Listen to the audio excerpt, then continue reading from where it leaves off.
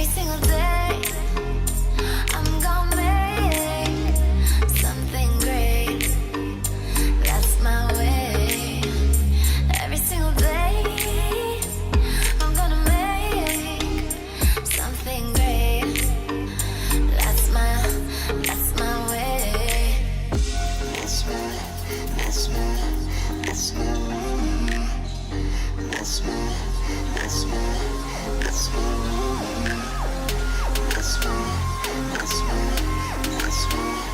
That's my way. That's my way. Don't stop, don't stop. This game ain't nothing. I'ma wait to the top. High up this money. Just set it on fire. 'Cause it don't mean nothing. Here's one for the night. Don't waste my time.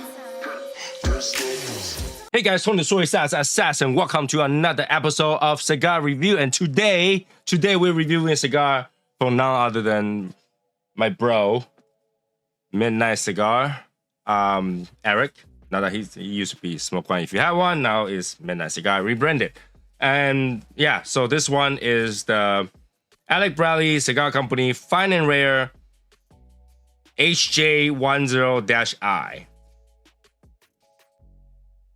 Like, it's hard to put this into a right direction because this is one direction and you flip over, that's different direction. So, and yeah, I've been trying to try different ones of the Fine and Rare, and Eric has found one of these for me a while back. I smoked a different version from, I believe, Roger, and now we're doing this one today. The cigar is Honduras, but it usually would suit my taste bud, but the cigar is ugly. The cigar is ugly. I'm not kidding. It just looks so uneven. I don't know. But let's get a close look and some background on this thing and get started. Alec Bradley Fine and Rare HJ10-I. It is a 6x52 Toro. Wrapper is from Honduras. Binder is Honduras and Nicaraguan. And filler was undisclosed. MSRP is $14. Come in a box of 10. And they are released from a variety of different time. For example, the one I have here is November 18, 2016. And was rolled in 2015 in May. For a Honduras wrapper, this wrapper is pretty ugly. It's ugly. But, you know, ugly sometimes has nothing to do with the flavor. Let's try this. Okay, so let's get started with this Fine and Rare ugly thing. Oh.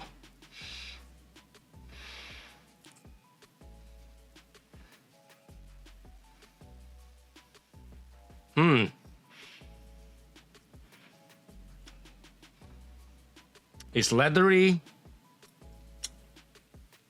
It's sweet. And maybe a little bit fruity. Kind of strong of a smell.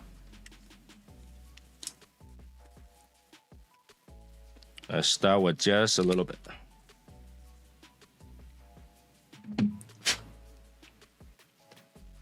Oh. Leather.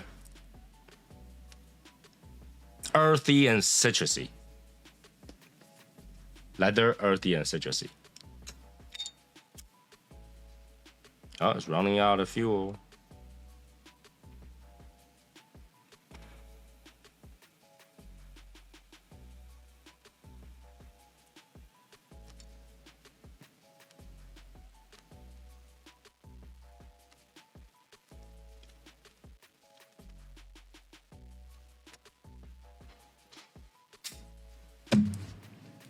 Let's try this.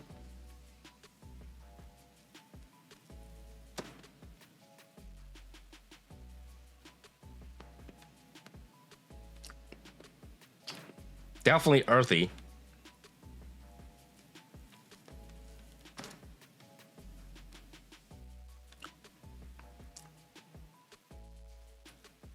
There are some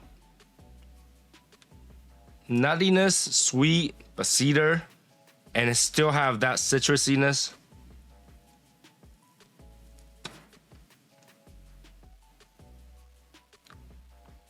and some kind of floralness.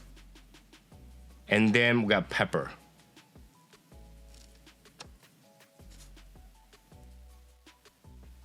Yeah, pepper.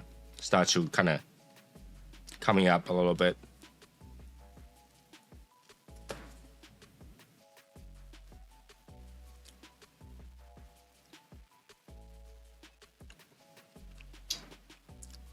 Get a little bit of like a watered down Ethiopian like earthy coffee.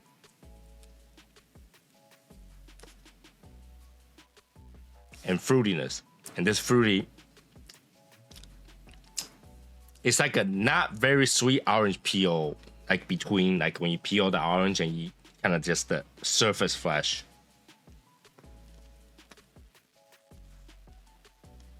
And there's some dankiness too.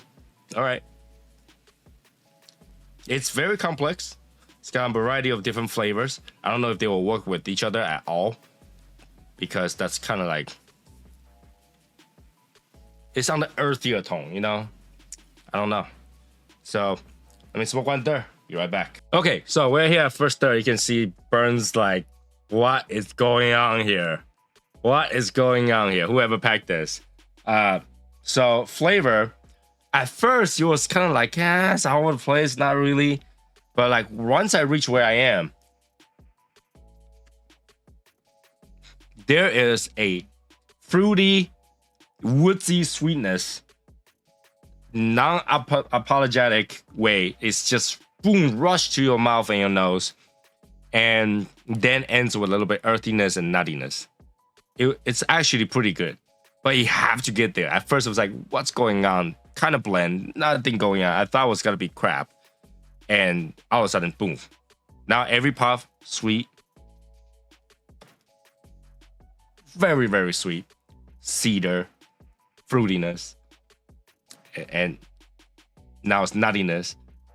A little bit, just a little bit leathery, and then boom, earthiness. That's it. Not bad. I wish the entire first third was like that, didn't waste that a little bit. But like now, maybe because the way it burns and finally gets there, and once it gets there, it's great. It's great right now. So now we're into second third. Yeah, we'll look at the bend after second. I'm gonna move this just a little bit. Okay, so second third, be right back. Okay, so we are at the second third. Second third. Disappointing. Everything watered down. Barely can taste anything. Not very good. And everything just died down. You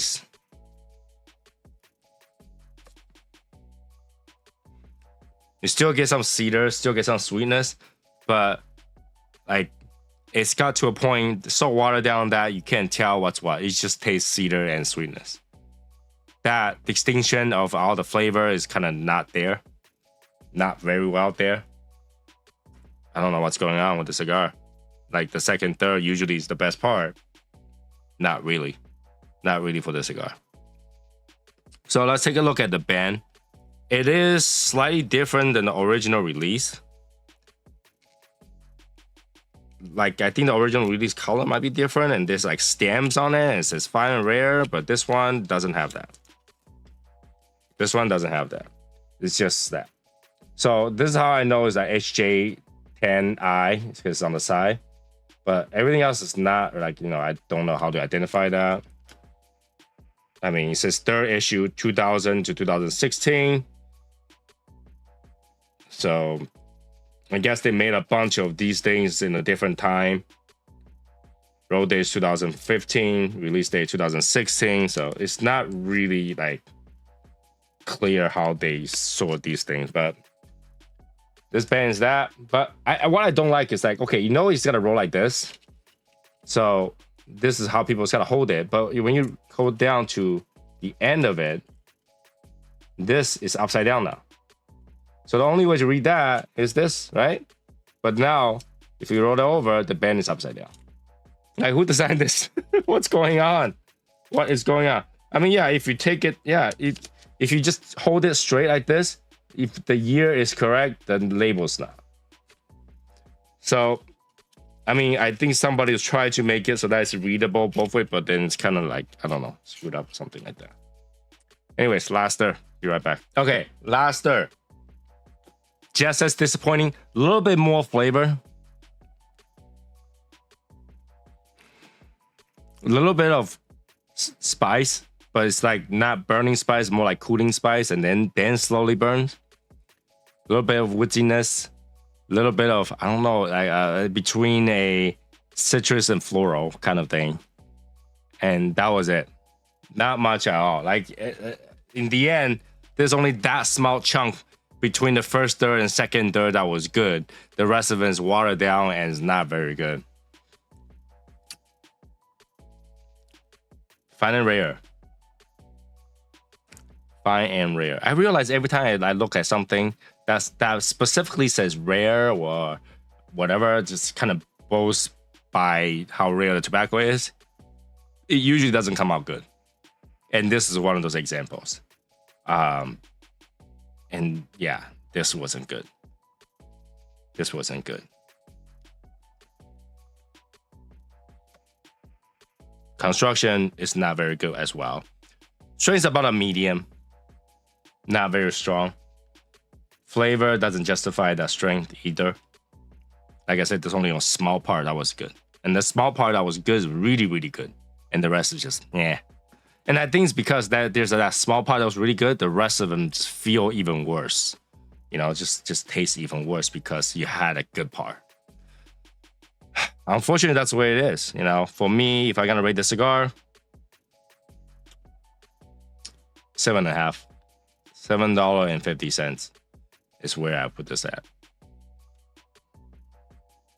You know, this fine and rare thing, it feels like it's like a test blend that kind of worked and then they put it out. And I can see some beginner really like it because that level of flavor is already a lot to them. For someone that smoked for a long time, that little bit of flavor compared to some other flavor that you have a lot of, like a full body cigar, is minuscule, right? To us, it's less. So that's where the price drops. Like if you're a new and beginner and you're just starting to taste flavor, that might be very good. That might be like, eye-opening to some people, just not for people that has been smoking for a while. And I want to kind of also put it here. So a lot of people is like, Tony, you always say a certain cigar is bad or whatever, and that hurts the cigar, hurts the brand and stuff like that. And I got to be honest with you, you are gonna smoke more cigar that disappoint you than a cigar that you enjoy. And this is why we have like go-tos and stuff like that. And review like this give you a heads up so you know what you're going into, right?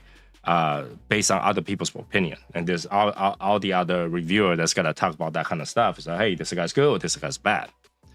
So if you see some review about a cigar that's bad and you still bought it, you enter that contract of purchasing knowing what you gotta get. It might be disappointing, it might be half-assed, it might be mutual. You know what you're getting into. To say that my personal review of a cigar that was bad, it's gonna ruin a cigar brand, that's overstating, right? Because if my review of a cigar that's bad and you smoked it, you like it, you gotta like it even more. You know it suits you. It just didn't suit me. And on the contrary, because what I say was bad, you liked it. From that point on, whatever I say is bad, you probably gotta enjoy it. It's just personal opinion. So my thing, again, is an opinion of what I taste compared to other people's taste. And use that as the middle part of it to gauge which one you like. It's not gonna ruin the cigar. It's not gonna change the cigar, right? However, if I say something's bad, and a few other people say something's bad, and you smoke that you think is bad, and eventually that cigar might be discontinued, that's fine.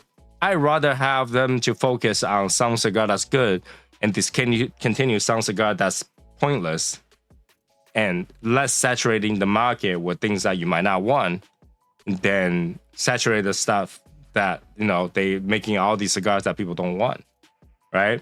Just like, I don't know, Drew Estate for a while, they kind of discontinue a lot of their SKUs And that makes perfect sense. Why make some of those cigars if they're not that popular? People don't like them, you know, and still like, okay, you know, people should like all these.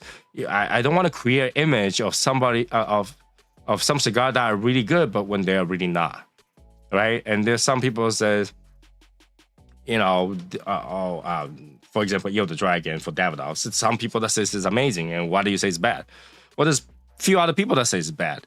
It's just that a lot of people is not willing to spend that money to tell you that it is bad, right? They already know what it is, or they already got other people's opinion. They're like, I'm not gonna spend that kind of money to make a review that I'm gonna get burned for. For us, I think it's best to be honest, and you can make your choice based on this honest opinion, just like if your friend tells you, right? Like I treat everyone like a friend, right? Tell you that's what I like, that's what I don't like. People does that anyway. Putting a review out there is just more of a broader way to tell everybody around, this is what I got. Think about that. Not necessarily like, hey, I just don't like the cigar. Because I try to smoke cigars that I don't like the brand, I don't like the brand owner, or whatever, and I still give them a fair assessment of what the cigar is. I mean, good cigar is good, bad cigar is bad. No matter what I like. I have Davidoff where I smoke guys like, you know, this thing that's not worth anything. All right? So I think I'm trying to be fair here. And there's got to be cigar that you like, I don't like. And there's got to be cigars I like, you don't. Use that as a way to gauge your middle point and go from there. Either you like it or you don't. It's not going to ruin any brand. It's not going to ruin anybody's livelihood. They still sell plenty of cigar regardless whether I say I like it or I don't. Just want to put it out there. Because I do put out a lot of cigar review where I think the price is not worth the cigar. Well, actually, no, the other way around. I think the cigar is not worth the price, right? And there are very few cigars where I think should have paid more for that cigar, but hey, it's a good price. I like it, you know. And from that, you can, you know, decide whether or not to splurge on testing something, right? And if my review out there make a cigar say, hey, it's way too costly for you to try it, that tells you, and that should tell the manufacturer that you set your price way too high, right? You can still profit without it. All right. So yeah, that will be it for this particular cigar review. If you like it, make sure to like, subscribe, comment, share, check out our podcast, check out swag, and check out membership. Big thanks to Alec for sending me the cigar a while back. Still catching up on those backlog, and I'll get to it eventually. Hopefully you'll enjoy them when I put them out. I will see you guys next time. Bye, guys.